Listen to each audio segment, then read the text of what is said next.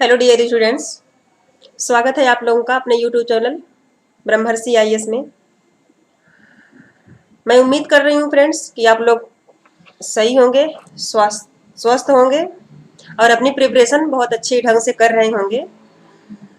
और चलिए फ्रेंड्स, एक इतिहासकार एक न्यू टॉपिक लेकर आज नया टॉपिक का मतलब कि आज हम लोग सिंधु सभ्यता पढ़ेंगे जो आज स्टार्ट करेंगे। तो उसको लेकर मैं पुनः आप लोगों के बीच एक बार उपस्थित हूँ। तो चलिए उसे स्टार्ट करते हैं, लेकिन उसके पहले आप लोग इसके पहले पाषाण काल पढ़ चुके हैं और उसकी वीडियो जो लोग नहीं देखे हैं वो इस वीडियो के डिस्क्रिप्शन में सारी वीडियो जितनी भी हैं उसके सारे डिस्क्रिप्शन में आपको लिंक मिल जाएगा। और जितनी भी वीडियोज की आप लोगों की अगर पीडीएफ चाहिए तो वो भी उसके लिए @ब्रह्मर्षि आईएएस हमारा टेलीग्राम चैनल है, आप लोग उसे ज्वाइन कर सकते हैं। वहाँ पे आप लोगों को पीडीएफ इसकी मिल जाएगी। और फ्रेंड्स एक बात और आप लोगों से रिक्वेस्ट है कि यदि आप लोग वीडियो देख रहे हैं तो उसे स्किप बिल्कुल मत कीजिएगा, क्योंकि स्किप अगर करेंगे तो आपको उसका फायदा नहीं मिल पाएगा। उस वीडियो को पूरा देखिएगा बिना स्किप किए, कि उसमें छोटी छोटी बातें बहुत ही अच्छे से बताई गई हैं और ये बिल्कुल ऑप्शनल, जिन अभ्यर्थी का ऑप्शनल अगर है तो उस लेवल की चीजें इसमें बताई जा रही हैं। इसीलिए वीडियो थोड़ी थोड़ी लंबी हो जा रही हैं और हो सकता है कि आज से बिल्कुल ही लंबा होगा, क्योंकि सिंधु सभ्यता से ही हमारा सिलेबस स्टार्ट है यूपीएससी का। और इसके पहले तो हम बैकग्राउंड बना रहे थे, बेस बना रहे थे। हाँ, ऑप्शनल का सिलेबस है, ऑप्शनल में तो स्रोत है, फिर पाषाण काल है, सब कुछ है। लेकिन जीएस का जो सिलेबस है उसमें सिंधु सभ्यता से ही स्टार्ट है और वहीं से हम लोग आज स्टार्ट कर रहे हैं। उसके पहले जो भी हम लोग पाषाण काल पढ़े हैं वहां से भी एक क्वेश्चन आया था मध्य पाषाण काल से, तो उस क्वेश्चन को भी मैंने डिस्कस करा के एक लेक्चर यूट्यूब में डाल दी हूँ, उसको भी आप लोग देख सकते हैं। तो बिना स्किप किए वीडियो को देखा कीजिए फ्रेंड्स, क्योंकि कुछ हर चीजें एक दूसरे से अटैच है, स्किप कर देंगे तो चीजें समझ में नहीं आएगी। और वीडियो अगर आप लोगों को कहीं भी अच्छी लगती है तो थोड़ा लाइक दे दिया करिए, इससे ये पता चलता है कि आप लोगों को हमारी बातें समझ में आ रही हैं। और बाकी लाइक से कुछ होता नहीं है, उससे बस हमारा थोड़ा सा हौसला बढ़ता है और पता चलता है कि जो लोग भी देख रहे हैं उन्हें सही लग रहा है, अच्छा लग रहा है, या कोई भी मतलब सजेशन हो, कोई भी चीज को आप लोग चाहते हैं कि उसमें चेंजिंग की जाए तो बिल्कुल कमेंट बॉक्स खुला रहता है, आप लोग उसमें कमेंट कर सकते हैं बेहिचक। तो देखते हैं फ्रेंड्स, आज हम लोग सिंधु सभ्यता पढ़ते हैं, उसके पहले ये पढ़ चुके हैं और इसके क्वेश्चन भी डिस्कस है। तो आप लोग उस वीडियो को इस डिस्क्रिप्शन में जो भी लिंक है आप लोग उसको देख सकते हैं, देखना चाहें तो। चलिए फ्रेंड्स, हम लोग स्टार्ट करते हैं सिंधु सभ्यता, लेकिन उसके पहले हम लोग कुछ चीजों को समझ लेते हैं। जैसे कि देखिए फ्रेंड्स, जो भी स्टूडेंट्स हैं, अगर कोई भी हिस्ट्री बैकग्राउंड उसका है या नहीं है, हिस्ट्री पढ़ रहा है या नहीं पढ़ रहा है, लेकिन अगर सिंधु सभ्यता का आप नाम ले लेंगे या सिंधु सभ्यता के बारे में आप उसे पूछेंगे तो इतना तो जरूर सुना होगा कि सिंधु सभ्यता नाम की ऐसी कोई चीज है जो हिस्ट्री में पढ़ी जाती है, क्योंकि ये इतना ज्यादा पॉपुलर है और इतनी ज्यादा इसकी प्रसिद्धि है। देखिए इतनी ज्यादा इस पे रिसर्च हुए हैं, शोध हुए हैं कि ये हर कोई इससे फेमिलियर हो गया है। तो यही हमें कारण इसका जानना है कि इतना जो ये पॉपुलर है इसका कारण क्या है, ये किस कारण से इतना पॉपुलर है। नगरीय सभ्यता है तो इतना क्यों मतलब है, अभी तो नगरीय होते हैं, नगरीकरण तो बाद में भी हुए, लेकिन उसके लिए इतना ज्यादा आश्चर्य नहीं है, तो इसके लिए क्यों। तो फ्रेंड्स इसको हम लोग थोड़ा सा बेस समझ लेते हैं, अब फिर हम लोग उद्भव पढ़ेंगे। इसके उद्भव पढ़ा जाएगा आज उद्भव तक ही सीमित रहेंगे, क्योंकि फ्रेंड्स देखिए मैं ऑप्शनल लेवल तक बता रही हूँ और यूपीएससी में ऐसा नहीं पूछता है कि बिल्कुल, तो अगर आप लोग जल्दी सोचेंगे कि जल्दी से कंप्लीट हो जाए तो ऐसा नहीं हो सकता है, क्योंकि उसका ट्रेंड ही होता है, ऐसा नेचर ही होता है कि हर एक चीज को, मेरा मानना ये है कि आप लोग ज्यादा पढ़िए और सरल पढ़िए, कम पढ़ना बड़ा ही हानिकारक होता है। तो उस तरह से नहीं है कि तो इसको बहुत अच्छे से पढ़ना है। आज उद्भव हम लोग देखेंगे, फिर आगे उसका जो भी है वो चीजें हम लोग देखेंगे। तो आज उद्भव तक रहेंगे। उसके पहले चलिए ये कारण हम लोग देख लेते हैं कि देखिए इसके कारण कई हैं फ्रेंड्स। जो इसके कारण है कि सिंधु सभ्यता इतनी आकर्षित हुई, दुनिया का ध्यान इतना आकर्षण क्यों बन गया सिंधु सभ्यता की तरफ और क्यों इतना आकर्षित हुई, तो इसके कारण कई है। पहला देखिए है कि ये बिल्कुल प्राचीनतम सभ्यताओं में से एक है। प्राचीनतम सभ्यताओं में से एक है सिंधु सभ्यता, ठीक। और ये प्रथम नगरीकृत सभ्यता है। ये क्या है? प्रथम नगरीकृत सभ्यता है। अब ये तो आश्चर्य की बात है, इससे विद्वान बहुत ही आश्चर्य होते हैं। क्यों? इसका कारण ये है कि देखिए बिल्कुल इस टाइम भी तो ये स्वाभाविक ही नहीं था और ये सोच भी नहीं सकते, मतलब इसको नगरीकरण के बारे में सोचा भी नहीं जा सकता था। क्योंकि अब देखते हैं इसकी जस्ट पहले नवपाषाण काल होता है और नवपाषाण काल में मनुष्य, उसके पहले आप देखेंगे मध्य पाषाण काल जो है, मध्य पाषाण काल है। तो मध्य पाषाण काल में आप देखेंगे मनुष्य खाद्य संग्राहक है, आखेटक है, शिकारी है और नवपाषाण काल में आके थोड़ा थोड़ा उत्पादन करने लगता है। और जस्ट इसके बाद आती है सिंधु सभ्यता। तो इतनी बड़ा नगरीकरण होना अपने आप में बहुत ही बड़ी बात थी, क्योंकि अभी तो मनुष्य सिर्फ खाने और उगाने के बारे में ही सोच पा रहा है, खाना है, पेट भरना है, कैसे जीना है। और फिर उसी बीच एक इतनी बड़ी नगरीकरण पनप जाना, नगरीकृत सभ्यता हो जाना, ये अपने आप में बहुत ही चौंकाने वाली बात है। लेकिन इसकी गुत्थी अभी तक सुलझ नहीं पाई है फ्रेंड्स, क्योंकि आप लोगों को पता है कि प्राचीन हड़प जो लिपि है वो हमारी हड़प्पाई लिपि है। हड़प्पाई लिपि है और वो पढ़ी नहीं गई है अभी तक। वो मतलब ये पढ़ी नहीं गई है, अब पठनी है। इसकी वजह से साहित्यिक साक्ष्य की अनुपस्थित होने से जो हमारा सिर्फ पूरा तात्विक साक्ष्यों पर ही इसका आकलन या अनुमान लगाया जाता है और साहित्यिक साक्ष्य नहीं है, इसलिए इसकी गुत्थी सुलझ नहीं पाई है। ये आज तक एक रहस्य बना हुआ है, मतलब एकदम उथल पुथल का कारण बना हुआ है, एकदम उलझन बना हुआ है। सारे विद्वान इसमें रिसर्च होते रहते हैं। अभी भी देख रहे हैं कि खुदाई हो रही है, कालीबंगा की अभी जल्दी खुदाई हुई थी। तो सब कुछ एकदम से विवाद का कारण बना हुआ है, इसका उद्भव ही बहुत बड़ा विवादित है। तो यही कारण है कि ये प्रथम नगरीकृत सभ्यता थी और प्राचीनतम सभ्यता थी, इसलिए ये कारण था कि विद्वानों का जो ध्यान है इस तरफ आकर्षित हुआ।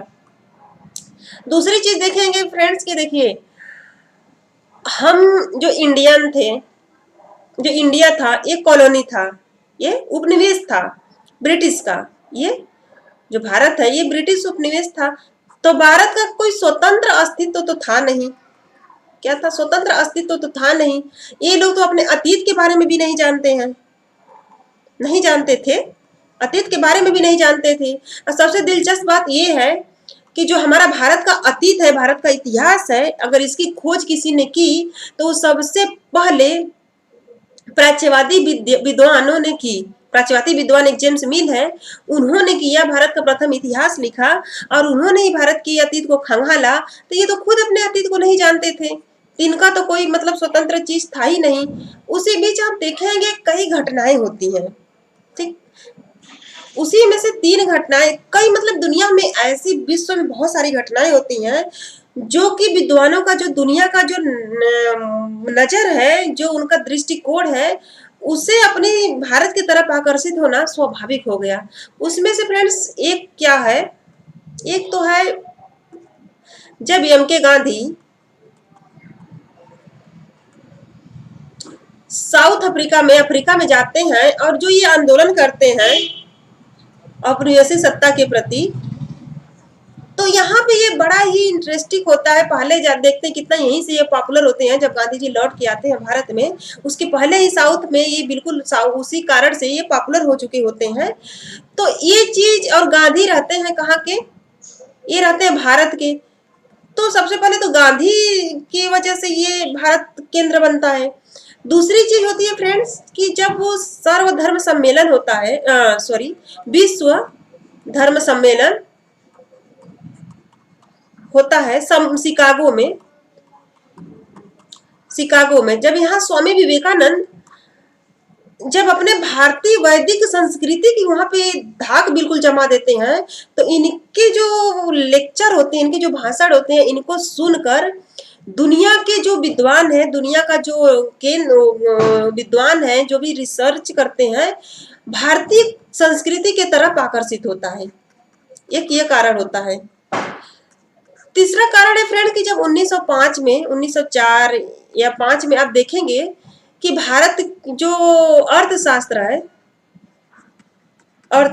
है कौटिल्य की, इसकी खोज हो जाती है। इसके पहले इसकी खोज नहीं हुई रहती है, इसकी खोज हो जाती है कौटिल्य की अर्थशास्त्र की।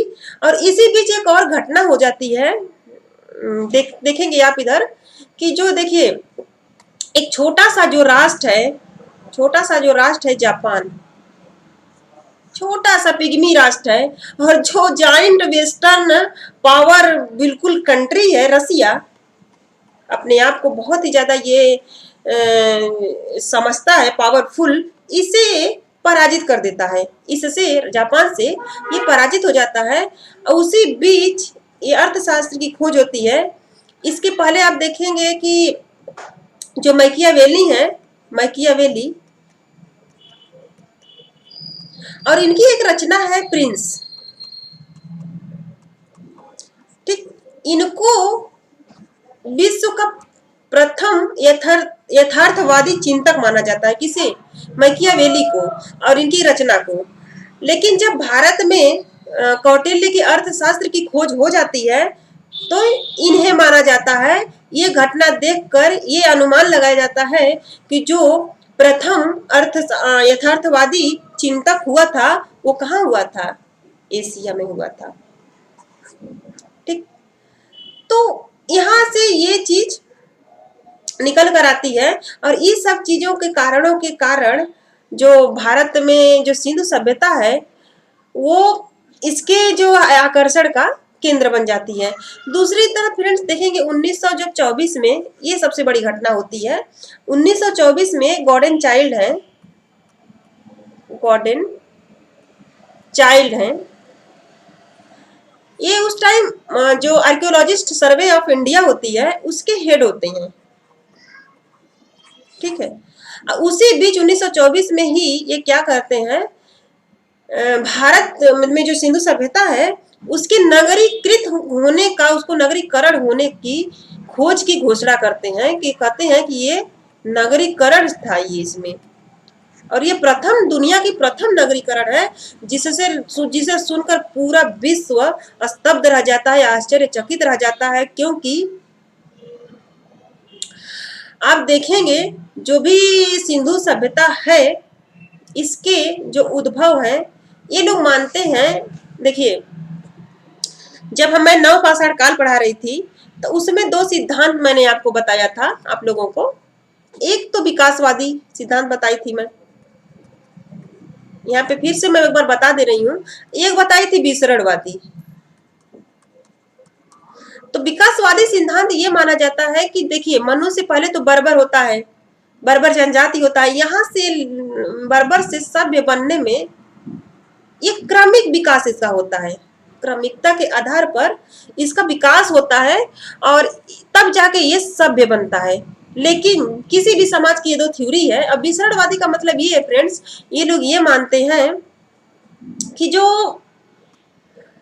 सभ्यता के जो संस्कृति के जो तत्व होते हैं, वो कुछ ही स्थानों पर होते हैं, हर स्थान पे, हर जगह, हर स्थलों में विद्यमान नहीं होते हैं, वो कुछ ही जगह होते हैं। और इसके जो तत्व हैं फिर ये अलग अलग विसरित होकर अलग अलग क्षेत्रों में जाते हैं, और फिर यहाँ पे ये अपने सभ्यता बनाते हैं, इसी की नकल करते हैं, ठीक है। तो ये इनका मानना ये है। तो इसी आधार पर विद्वान ये लोग मानते हैं, मैंने वहां पे ये आप लोगों को बताया था कि हड़प्पा में भी देखने को मिलेगा। ये लोग मानते हैं कि जो सभ्यता के तत्व हैं वो मेसोपोटामिया की सभ्यता में थे। कहाँ थे? मेसोपोटामिया की सभ्यता में थे, और यहाँ से विचरित होकर हमारे उत्तर भारत में आए। उत्तर भारत में आकर और यही लोग सिंधु सभ्यता की नींव डाली। इन लोगों का ये मानना है।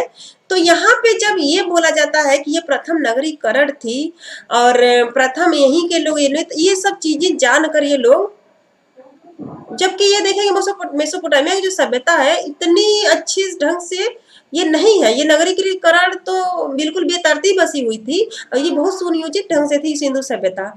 तो ये लोग मानते हैं कि ये तो अपने पश्चिम को मानना चाहते हैं ये लोग, क्योंकि ये जो विसरणवादी सिद्धांत है ये पश्चिमी विद्वानों का ही मानना है। वो अपनी ही कल्चर को, अपनी संस्कृति को, अपनी सभ्यता को बड़ा चढ़ाकर दिखाते हैं और वो मानते हैं कि वो लोग सभ्य हैं और इंडियन जो थे वो असभ्य थे। तो सॉरी, वो असभ्य थे।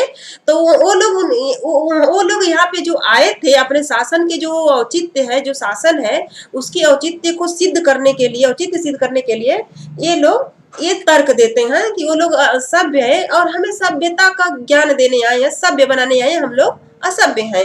तो ये लोग इनका तर्क है अपना, तो ये अलग बात है। तो यहाँ पे वो चीजें, बहुत सारी चीजें खंडित होती है और ये प्रथम नगरीकृत सभ्यता निकल जाती है। तो ये वेस्टर्न भी बहुत आश्चर्यचकित हो जाते हैं और ये आज तक जो है रहस्य का कारण ही बना हुआ है कि ये जो बिल्कुल एक फूड, जैसे जस्ट हम लोग फूड प्रोडक्शन के फेज में ही मनुष्य आया था, तो इतने में ही एक नगरीकरण कैसे हो गया, ये इसका जो सवाल है फ्रेंड्स, ये जो क्वेश्चन है इसका आंसर अभी तक सुलझ नहीं पाया है और तब तक सुलझ नहीं पाएगा जब तक कि साहित्यिक साक्ष्य जो लिपि यहाँ की है वो पढ़ी नहीं जाएगी। तो जब पढ़ी जाएगी तो इसका एक अलग ही चीज होगा। तो ये सारे कारण रहते हैं फ्रेंड्स अलग अलग। इसी कारण देखेंगे कि आपको सिंधु जो सभ्यता है बहुत ही ज्यादा पॉपुलर हो जाती है और बहुत ही आकर्षण का केंद्र बनती है। इसीलिए इसमें इतना ज्यादा रिसर्च हुए हैं, आज तक होते हैं, आज तक हो रहे हैं, जैसे जैसे होता रहता है इसके मत बदलते रहते हैं। तो अनुमान पे, अटकलबाजियों पे चीजें चल रही हैं। सच्चाई रियल में क्या है ये किसी को पता नहीं है। आज तक बहुत विद्वानों ने पढ़ने की कोशिश की है इसकी लिपि, लेकिन इसकी लिपि अभी तक पढ़ी नहीं गई है। तो फ्रेंड चलिए इसका देखते हैं उद्भव, सिंधु सभ्यता के उद्भव देखते हैं हम लोग। उद्भव देखिए, हड़प्पा सभ्यता देखिए फ्रेंड्स, यही जान लीजिए कि इसको हड़प्पा सभ्यता कैसे कहते हैं, सिंधु सभ्यता कैसे कहते हैं। देखिए हड़प्पा सभ्यता तो इस सिंधु सभ्यता तो इसीलिए कहते हैं कि सिंधु नदी के किनारे विकसित हुई है। ठीक, हड़प्पा सभ्यता इसलिए कहते हैं कि जो प्रथम स्थल है सबसे पहली बार वो हड़प्पा ही खोजा गया जो पंजाब में है, रावी नदी के तट पे। और इसकी जो आप देखेंगे 1921 में दयाराम साहनी द्वारा इसकी खोज हो रही है सर जॉन मार्शल के नेतृत्व में। तो इसलिए इसको हड़प्पा सभ्यता कह दिया गया। और कांस्य युगीन सभ्यता इसलिए कहा गया कि ये लोग कांसे की ज्यादा प्रयोग करते थे, कांसे की जो धातु है उसका प्रयोग करते थे, तो इसलिए इसको कांस्य युगीन सभ्यता कह दिया गया। तो इस आधार पर आप देखेंगे कि ये एक ही सभ्यता है और इसके तीन तीन नाम अलग अलग नामों से पुकारा जाता है। तो इससे आप लोग कंफ्यूज मत होइएगा। बाकी आगे देख रहे हैं उद्भव में कैसे, इसका उद्भव बड़े विवादित है फ्रेंड्स, इसमें कई मत हैं, कई इसका फिर खंडन हुआ है। तो देखते हैं कि देखिए सबसे बड़ी बात तो इसके, देखिए जो उद्भव का जो कारण है ये तो सबसे पहले यही लोग मानते हैं कि मेसोपोटामिया से आया है। तो जो इसमें विद्वान है E.G.H. मैके और गॉर्डन एंड क्रेमर ने हड़प्पा सभ्यता के उद्भव में मेसोपोटामियाई उत्पत्ति की अवधारणा पर बल दिया। वही बात फ्रेंड जो मैंने बताया कि ये लोग मानते हैं कि जो सभ्यता का जो तत्व था वो मेसोपोटामिया के लोगों में था और वहीं से ये लोग क्या हुए, इनका मानना था कि मेसोपोटामिया क्षेत्र से सिंधु क्षेत्र की ओर जनसंख्या का प्रवासन हुआ, जनसंख्या वहां से प्रवासित होकर उत्तर भारत में आई और यही लोग, जो लोग आए वहां से, यही लोग सिंधु सभ्यता की नींव डाली। ये मानते हैं, जनसंख्या पे बल देते हैं कौन, ये जो विद्वान लोग हैं, ये लोग जनसंख्या को बल देते हैं और कहते हैं कि जो जनसंख्या वहां से प्रवासित होकर भारत में आई, उत्तर भारत में, वही लोग जो है सिंधु सभ्यता की नींव डाली है। आगे मॉर्टिमर व्हीलर है, आप देखेंगे ये है सिंधु सभ्यता, आप देख सकते हैं ये है, काफी देखते हैं कितनी सुनियोजित ढंग से ये बिल्कुल विकसित हुई थी। ये है, आगे देखिए मॉर्टिमर व्हीलर है, इन्होंने देखिए इस मत की पुष्टि की है, यद्यपि इन्होंने जनसंख्या को नहीं बल्कि विचार को ज्यादा प्रभावी मानते हैं। ये बोलते हैं कि जो सभ्यता के विचार हैं वो मेसोपोटामियाई सभ्यता में ही विद्यमान थे और वहां से प्रवास होकर आए और यहाँ पे उसकी सभ्यता का विकास हुआ। बस यही अंतर है, वो लोग जनसंख्या को मानते हैं, ये विचार को मानते हैं। आगे फिर देखेंगे कि इसका खंडन हुआ है, ऐसा नहीं है, इसका खंडन भी हुआ है, किंतु नवीन शोधों के आलोक में देखिए उपयुक्त चीजें जो पुरानी पड़ने लगी हैं बहुत ही पुरानी हो गई है। परीक्षण करने के बाद पता चलता है कि देखिए मेसोपोटामियाई जो सभ्यता थी या हड़प्पा सभ्यता के बीच कई बिंदुओं पे अंतर आ जाता है। जैसे ये लोग कहते हैं कि मेसोपोटामिया से आया है, तो मेसोपोटामिया में और सिंधु सभ्यता में बहुत सारी समानता देखनी चाहिए, लेकिन दिखती नहीं है। इसमें क्या होता है, अंतर नजर आ जाता है। और वही अंतर क्या नजर आता है फ्रेंड्स, अंतर ये नजर आता है कि जो दोनों सभ्यताओं के बीच जो मोहर है, लिपि है, औजार है, इसकी जो बनावट में अंतर है। एक ही जैसे होनी चाहिए, समानता दिखनी चाहिए, लेकिन समानता नहीं दिखती है। एक तो ये है, खंडन होता है इस आधार पे, और दूसरा ये है कि मेसोपोटामियाई जो सभ्यता की तुलना में हड़प्पा सभ्यता का नगरीकरण कहीं अधिक व्यवस्थित था। यही बात है। देखो मेसोपोटामिया की आप सभ्यता देखेंगे, बिल्कुल बेतरतीब ढंग से इसका, बेढंगे ढंग से इसका विकास हुआ है, इसको बनाया गया है। लेकिन आप हड़प्पा सभ्यता देखेंगे तो देखिए फ्रेंड्स, जब हड़प्पा सभ्यता पे आप आएंगे तो यहाँ पे आप देखेंगे कि बिल्कुल ही बहुत ही अच्छे ढंग से सुनियोजित ढंग से विकसित हुई है। यहाँ की जो नालियां हैं कितने अच्छे से विकसित हुई हैं, ग्रिड प्रणाली पे यहाँ पे है, हर घर में शौचालय है, पूरब से पश्चिम कितना अच्छे से इसकी पूरा व्यवस्था की गई है। इनकी जो घर है बिल्कुल विषमता, मतलब आयताकार गोलाकार भी दिखता है। इससे पता चलता है कि शासन यहाँ था, लेकिन अभी कंफर्म नहीं है। और बहुत सारी चीजें यहाँ पे दिखती है कि बहुत ही सुनियोजित है। बहुत सारी चीजें ऐसी यहाँ पे थी जो कि अभी वर्तमान समय भी नहीं है। तो इसको एकदम नगरीकरण बहुत अच्छे ढंग से व्यवस्थित की गई है। तो ये बताइए कि जब अगर मेसोपोटामिया से आया रहता ये चीज, तो मेसोपोटामिया के लोग खुद नगरीकरण इसको किए रहते ना। ऐसा थोड़ा ना है कि हड़प्पा सभ्यता विकसित हो गई और ये गुरु थे तो गुरुए रह गए, चेला शक्कर हो गए, ऐसा तो कुछ है नहीं। तो ये भी होना चाहिए। तो इस मत पे भी इसका खंडन करते हैं विद्वान। दूसरी है कि हड़प्पा की तुलना में जो मेसोपोटामिया में तांबे के उपकरणों के ज्यादा प्रयोग होता था, जो कि ये लोग कांसे के ज्यादा प्रयोग करते थे सिंधु सभ्यता के, और मेसोपोटामिया में तांबे की ज्यादा प्रयोग होता था। तो ये तीन मत है, तीन मत पे इनका खंडन होता है। आगे देखते हैं क्रमिक, जो देखिए क्रमिक उत्पत्ति का सिद्धांत है, इसमें देखिए फ्रेंड्स एक थ्योरी होती है। इसमें कुछ विद्वान होते हैं जो अति राष्ट्रवादी होते हैं। अति राष्ट्रवादी का मतलब ये है फ्रेंड्स कि हर चीज में, हर चीज में अति राष्ट्रवादी हर चीज में अपने ही धर्म, अपने ही कल्चर, अपने ही संस्कृति के तत्वों को ढूंढना। जैसे किसी भी चीज की उत्पत्ति हुई है तो उसके केंद्र में, उसके मूल में अपने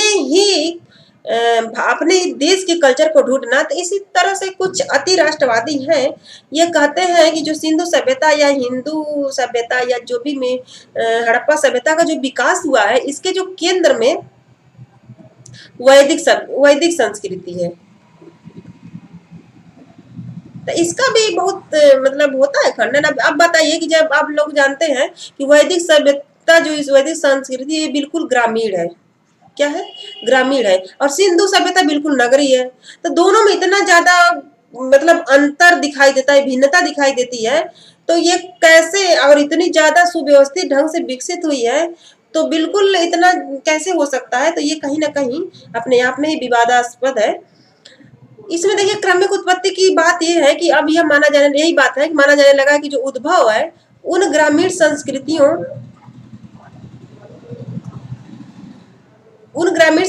से हुआ है जो पश्चिम से विस्तृत क्षेत्र में फैली हुई थी। ठीक है। और अमलानंद घोष जी भी मतलब इसी को प्रूव करने के लिए दिखाते हैं और तर्क देते हैं। देखिए ये लोग ना एक और तर्क देते हैं, कहते हैं कि जैसे सप्त सैंधव सब वो जगह है, सप्त संधय एक क्षेत्र है। ये क्षेत्र है फ्रेंड्स, जैसे आपको पता है, बता दे रही हूं मैं। जैसे देखिए ये जम्मू कश्मीर है, तो यहाँ पे सिंधु नदी बहती है। और सिंधु नदी की सहायक नदी 5 है, रावी, सतलज, ब्यास, रावी, झेलम, सतलज, ब्यास और एक नदी है। तो इसकी जो 5 नदियां हैं, चेनाब, और एक नदी है जिसको सरस्वती नदी कहते थे पहले, वर्तमान समय में उसकी जो पहचान है हम लोग घग्गर नदी से कहते हैं, बल्कि लेकिन वो जो हिस्टोरिकली प्रूव नहीं है, मतलब ऐतिहासिक रूप से उसका साक्ष्य नहीं मिलता है, प्रूव्ड नहीं हुई है, तो लेकिन उसको मानते हैं। तो एक सरस्वती नदी और 5 सिंधु की सहायक नदियां और एक सिंधु नदी, तो इस 7 नदियों को मिलाकर इसको सिंधु सप्त संधव सप्त संधव इसको क्षेत्र कहते हैं। तो ये लोग बोलते हैं कि यहाँ पे जो वैदिक आर्य ही आए पहली बार और उन्होंने ही सिंधु सभ्यता को विकसित किया, ये क्रमिक उत्पत्ति के सिद्धांत के अनुसार ये लोग बोलते हैं। तो इसमें देखिए अमलानंद घोष उसी की बात करते हैं, जैसे राजस्थान है, ये राजस्थान वाला इधर का पार्ट है, तो वो बोलते हैं कि यहाँ पे देखिए सोथी संस्कृति थी यहाँ पे, ठीक है, सोथी संस्कृति थी। और जो सोथी संस्कृति में मृदभांड मिले हैं और उन मृदभांडों की तुलना हड़प्पा सभ्यता के बीच मृदभांडों से करते हैं, जैसे ही कहते हैं जो हड़प्पा की सभ्यता में मृदभांड मिले हैं और जो सोथी संस्कृति के मृदभांड मिले हैं, दोनों में बहुत ही असमानता पाई जाती है, ये बहुत ही समान है, इसलिए इनका विकास इन्होंने किया है, इस आधार पर ये बोलते हैं। आगे देखिए फ्रेंड्स, आगे देखते हैं कि मुगल है, ये भी यही बोलते हैं, ये बोलते हैं कोलिस्तान है। कोलिस्तान का मतलब ये है फ्रेंड्स, देखिए ये है जो ये क्षेत्र है होता है, ये जो राजस्थान का क्षेत्र है, तो राजस्थान 2 टुकड़ों में बटा हुआ है, कुछ इसका क्षेत्र तो पाकिस्तान में है और कुछ भारत में है। तो जो क्षेत्र पाकिस्तान में है उसको हम कोलिस्तान कहते हैं।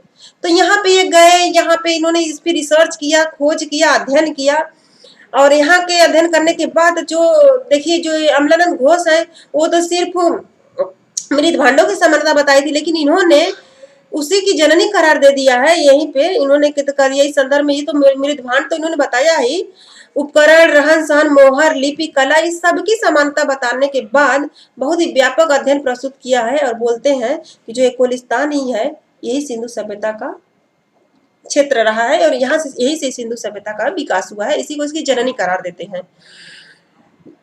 फिर देखेंगे आप, अतः अब ऐसा माना जाने लगा है कि हड़प्पा सभ्यता की जड़ इसी बात पे, मतलब क्रमिक उत्पत्ति के सिद्धांत के आधार पर माने जाने लगा है कि भारत की जो भूमि ही थी, जो हड़प्पा सभ्यता की जो जड़ थी वो मेसोपोटामिया से नहीं आई थी, बल्कि वो भारत के लोगों ने ही इसे बसाया था और भारत की भूमि पर ही इसका विकास हुआ था। क्योंकि पिछले जो 8-9 दशकों के शोधों के परिणाम स्वरूप, जिनके तहत आप नए स्थलों की भी खुदाई देखेंगे कालीबंगा की बार बार खुदाई होती रहती है, अभी तक मतलब अभी जल्द ही विवाद में था, तो उसकी जो खुदाई हुई और पुराने स्थलों की दोबारा खुदाई हुई, उसी की कालीबंगा की, और पुराने अध्ययन का जो है दोबारा विश्लेषण किया गया, तो हड़प्पा सभ्यता के उद्भव के संदर्भ में मान्यता पूरी तरह से बदल गई है। अब ऐसा नहीं माना जाता है कि वो लोग बाहर से आए, किसी बाह्य कारण का था। इस सभ्यता को बलूचिस्तान एवं अन्य ग्रामीण संस्कृतियों के क्रमिक विकास के रूप में देखा गया है और क्रमिक उद्भव के सिद्धांत की यह मान्यता है कि हड़प्पा जो सभ्यता का विकास है वो कोटदीजी संस्कृति, सोथी सिसवाल संस्कृति, आमरी नाल संस्कृति जैसी क्षेत्रीय ग्रामीण संस्कृतियों से हुआ है।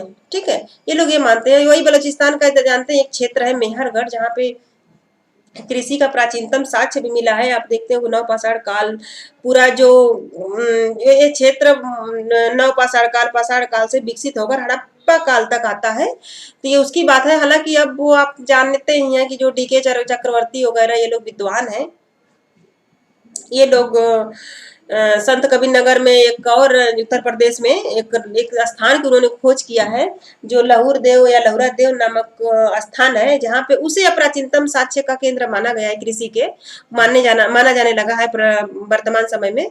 तो लेकिन बलूचिस्तान का मेहरगढ़ पहले माना जाता था। तो ये इसी मिलाकर कहते हैं कि जो सिंधु सभ्यता का जो भी विकास है वो भारत से ही हुआ है, ना कि किसी बाह्य तत्व के कारण हुआ है। इन लोगों का ये मानना है, अपना अपना तर्क देते हैं। वही बात कह रहे हैं कि अगर हम हड़प्पा सभ्यता के अंतर्गत गुजरात में धौलावीरा, हरियाणा में कुड़ाल और पंजाब में हड़प्पा जैसे स्थलों की दृष्टिपात करते हैं तो हमें यह ज्ञात होता है कि उपर्युक्त तीनों स्थल प्राक हड़प्पाई चरण और हड़प्पाई चरण के स्थल पर क्रमिक रूप से होकर विकसित हुए हैं। ये जैसे धौलावीरा है, इनकी बात कर रहे हैं, कुड़ाल और पंजाब में हड़प्पा, तो ये तीनों चरण कहाँ से आए हैं? प्राक हड़प्पाई से हड़प्पाई चरण के स्तर तक क्रमिक रूप से संक्रमित होकर विकसित हुए हैं। इसी को क्या बोल देते हैं? क्रमिक उत्पत्ति का सिद्धांत। तो ये इनका अपना मत है। आगे देखते हैं फ्रेंड्स कि ये देखिए, ये है इतना, ये क्या है? ये हमारा अपना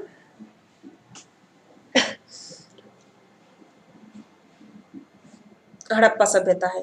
इतना बड़ा इसका क्षेत्र भी काफी विकसित था और ये आकर्षण के केंद्र होने का ये भी एक कारण रही। अब देखेंगे मेसोपोटामिया की सभ्यता बहुत ज्यादा बड़ी नहीं है, मिस्र की भी सभ्यता बहुत ज्यादा बड़ी नहीं है। अगर मिस्र की सभ्यता और मेसोपोटामिया की सभ्यता दोनों को मिला देंगे तो वो दोनों का से भी ज्यादा बड़ा हड़प्पा सभ्यता है। तो ये अपने आप में बहुत ही बड़ी और विकसित सभ्यता थी, तो ये भी एक कारण रहा। आगे देखिए फ्रेंड्स, यही बात कर रहे हैं, क्रमिक उद्भव का जो सिद्धांत है वो क्या है, तो इसे हम लोग देख ले रहे हैं थोड़ा। देखिए, क्रमिक जो उद्भव की संपूर्ण प्रक्रिया पर एक टिप्पणी मतलब है, ये है कि क्रमिक उद्भव की जो अवधारणा यह सिद्ध करती है कि हड़प्पा सभ्यता किसी बाह्य कारण की परिणाम नहीं है, यही बात जो मैंने बताया। अभी तो यह भारत की भूमि पर ही क्रमिक रूप से विकसित हुई है। इसका मानना है कि हड़प्पा सभ्यता का जो विकास है उन ग्रामीण संस्कृतियों से जो उत्तर भारत के विस्तृत क्षेत्रों, उत्तर भारत जो है उत्तर पश्चिम के विस्तृत क्षेत्रों में फैली हुई थी, इसका विकास वहां से हुआ। और क्रमिक विकास कैसे संभव हुआ इसके विषय में अधिक स्पष्टता नहीं है। इसका कारण यही है फ्रेंड्स कि जो साहित्यिक साक्ष्य है वो अनुपस्थित है और पुरातात्विक साक्ष्यों के आधार पर इसका पुनर्निर्माण किए जाने का प्रयास किया गया है, वही अनुमान लगाया जाता है। एक्यूरेट एकदम बिल्कुल कंफर्म पता नहीं चल पाता है किसी भी चीज का, तो ये उसके बारे में बात कर रहे हैं। जैसा कि हम जानते हैं कि जो सिंध का कछारी क्षेत्र है, ठीक है, वो काफी उपजाऊ था और यहाँ प्रत्येक वर्ष सिंधु नदी द्वारा जलोढ़ मिट्टी बहाकर लाई जाती थी। आगे धीरे धीरे उस क्षेत्र में रहने वाले लोगों ने उपजाऊ भूमि का प्रयोग करना सीख लिया और साथ ही सिंधु नदी की जो बाढ़ पर नियंत्रण करना भी सीख लिया था, उन्नत खेती होने लगी। देखिए, नगरीकरण का ये लोग भी एक कारण माना जाता है कि जो उत्पादन अधिशेष हुआ था। देखिए, ये लोग क्या था, यहाँ से बताते हैं। ये जो हमारा भारत है,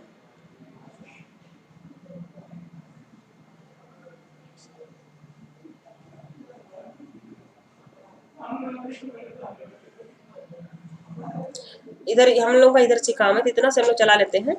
देखिए, सिंधु नदी ये है, यहाँ से आती है, ठीक है।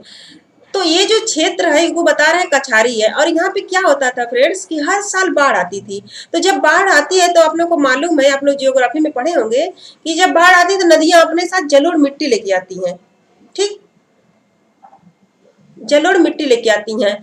तो यहाँ पे देखिए, जो जलोढ़ मिट्टी थी या जो इनके पास कांसे की तो धातु भी लोग प्रयोग करने लगे थे, टीन और तांबा मिलाकर, तो इससे इस मिट्टी को उकेड़ना कोड़ना होता है उसे आसान हो गया था। तो यहाँ से ये लोग देखते थे कि जब 2 बार बाढ़ आ रही है, बीच में कुछ गैप मिल रहा है, तो उस बीच में ये लोग एक फसल उगाकर काट लेते थे। तो बाद में ये लोग धीरे धीरे सोचे और इसको मिट्टी को उपजाऊ होती थी तो इसमें ये लोग फसल बोने लगे। तो इसी तरह से करते करते ये लोग उत्पादन करने लगे। अब बाद में देखेंगे कि उत्पादन उनका सरप्लस होने लगा। सरप्लस का मतलब होता है कि अतिरिक्त उत्पादन, खाने से अतिरिक्त उत्पादन, तो अतिरिक्त उत्पादन होने लगा, इसीलिए यहाँ पे नगरीकरण आई। ये भी कुछ विद्वान मानते हैं, लेकिन कुछ विद्वान ये भी मानते हैं कि नहीं, सिर्फ उत्पादन होने से नगरीकरण नहीं हो सकता है। नगरीकरण होने के लिए एक शासक वर्ग का होना जरूरी है जो इस उत्पादन को कहाँ पर इसका यूज करना है इसको खींच सके, इसको बता सके और इसका एक व्यवस्थित सिस्टमेटिक तरीके से करने के लिए शासक वर्ग का भी होना जरूरी है। तो अलग अलग विद्वान है, वो आगे हम लोग देखेंगे। तो यहाँ पे देखेंगे और फिर बाद में ये लोग इसको कोड़ कर जिसके अंदर वो होते हैं, पत्थर होते हैं जमीन के अंदर, उसे निकाल कर ये लोग बेहतर उपकरण का प्रयोग करते हैं। ये लोग उपकरण को जो है बेहतर उपकरण बनाते हैं। तो ये दो कारण है। तो इसी के बारे में ये बता रहे हैं कि जो नियंत्रण करना, इसीलिए ये लोग देखो नियंत्रण करना भी सीख लिए, धीरे धीरे उस पर उपजाऊ भूमि का प्रयोग करना सीख लिया, साथ ही सिंधु नदी की बाढ़ पर नियंत्रण करना भी सीख लिया। अतः उन्नत खेती की इन्होंने, जैसे देखिए उपकरण भी बना लिए, तो इन्हें को उनको जमीन को कोड़ने में उकेरने में सुविधा मिल गई और जमीन ऑलरेडी उपजाऊ थी।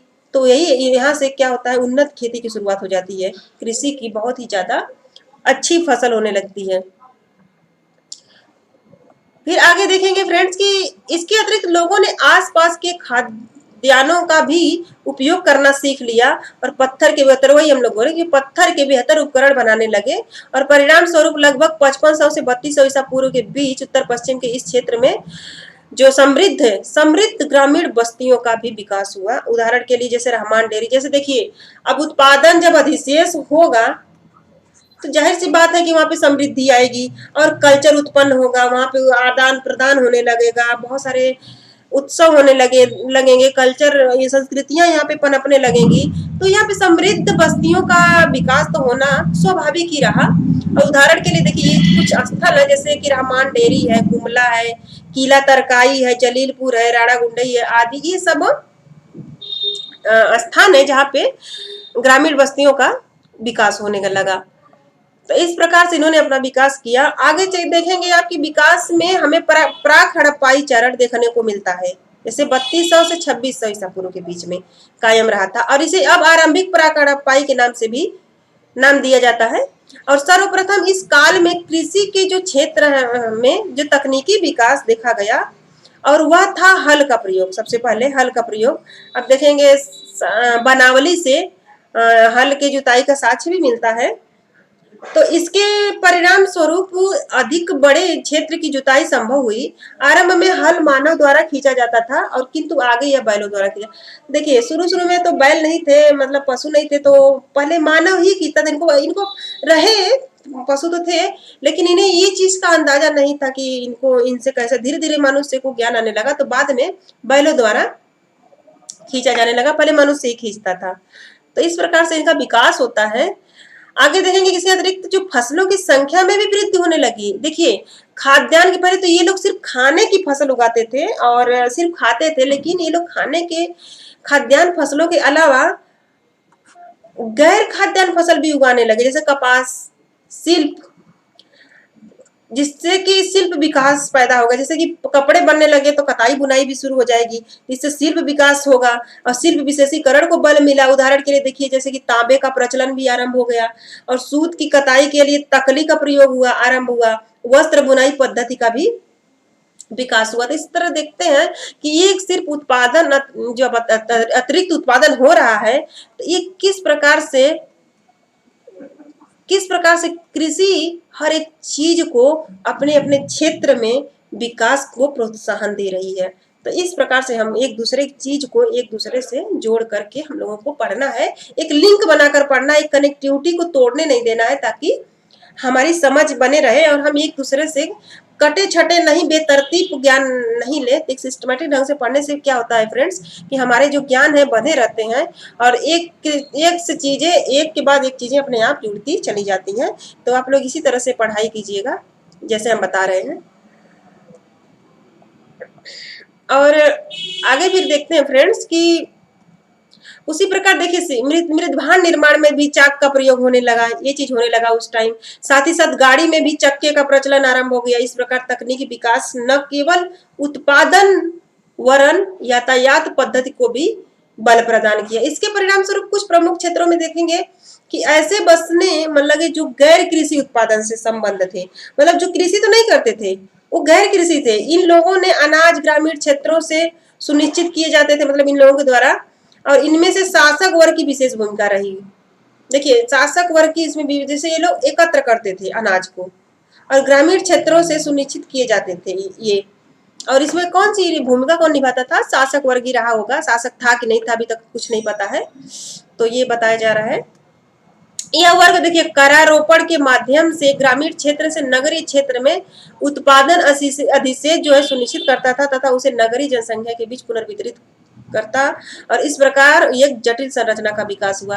कहने का मतलब यह है कि जैसे देखिए ग्रामीण क्षेत्र से नगरीय क्षेत्र में उत्पादन अधिशेष सुनिश्चित करता था। जैसे जो अधिशेष होता था, अभी भी देखिए जो शहर में है वो जो उत्पादन है, जो खाद्यान्न कहाँ से आते हैं, गांव से ही आते थे। तो यही बोल रहे हैं कि जो उत्पादन जो अधिशेष है उसको लाने का कार्य ये लोग करारोपण के माध्यम से करते थे और उसे नगरीय जनसंख्या के बीच पुनर्वितरित करते थे। मतलब गांव से ले जाके शहर में बांटते थे, बस ये बात है। और इसे किस माध्यम से लेते थे? कर के आधार से कर आरोपित करते थे।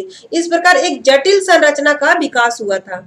यहाँ पे ये मानते हैं विद्वान कि ये नहीं कि बहुत आसान थी, ये अपने आप में बहुत ही जटिल संरचना थी और ये सब करने के लिए एक शासक का होना काफी आवश्यक है, बहुत ही ज्यादा आवश्यक है ये सब करने के लिए।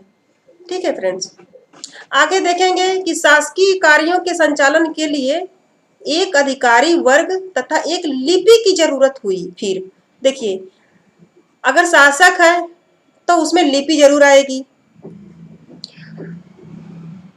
फिर यह वही समय था जब दूरस्थ व्यापार का विकास हुआ।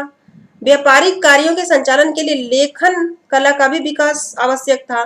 गुजरात में जैसे पादरी, पंजाब में हड़प्पा और आदि क्षेत्रों में आरंभिक जो हड़प्पाई चरण में लिपि का साक्ष्य प्राप्त होता है। ये जब देखेंगे आप देखेंगे, वैसे तो प्राचीन जो लिपि है वो मिस्र में प्राप्त हुई है जिसको किलाक्षर कहते हैं, लेकिन यहाँ भी है।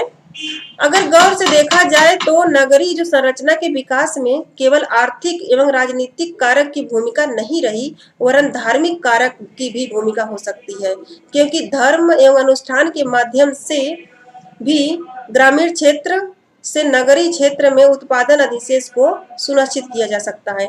ये चीज है, आप लोग इसे वीडियो को पॉज करके देख लीजिएगा। हाँ फ्रेंड, वीडियो बिल्कुल स्किप मत कीजिएगा और वीडियो को अच्छे से देखिएगा। और इस प्रकार जो हड़प्पा सभ्यता का उद्भव क्रमिक विकास एवं जटिल प्रक्रिया का परिणाम था। तो ये चीज देखा जाता है, इसका उद्भव बताया जाता है कि किस प्रकार से था। आगे देखते हैं फ्रेंड्स, देखिए इसमें तो इतना हम लोग उद्भव पढ़े हैं और इसकी देखिए कुछ सीमाएं भी हैं। ठीक है, देखिए जैसे क्रमिक उद्भव का जो सिद्धांत है उसकी खंडन भी होता है, उसकी सीमाएं भी बताई जाती हैं और उसको देखा जाता है। तो इसकी जो सीमाएं यही है फ्रेंड्स, लेकिन हमें लग रहा है कि वीडियो बहुत काफी लंबी हो रही है, तो हम चाह रहे हैं कि वीडियो को यहीं पे रोक दें और इतनी ही देर देखते हैं, क्योंकि बहुत ही लंबा हो जाएगा तो आप लोगों को भी अरुचि उत्पन्न होगी। तो मैं नहीं चाहती कि आप लोगों को अरुचि उत्पन्न हो और आप लोग वीडियो से बोर हो जाएं, तो छोटी छोटी इसीलिए वीडियो में डालती हूँ।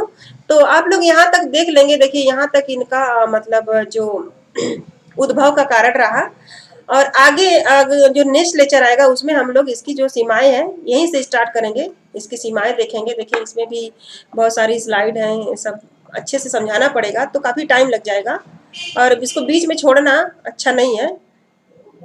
तो हम यहीं तक आज तक देखते हैं वीडियो।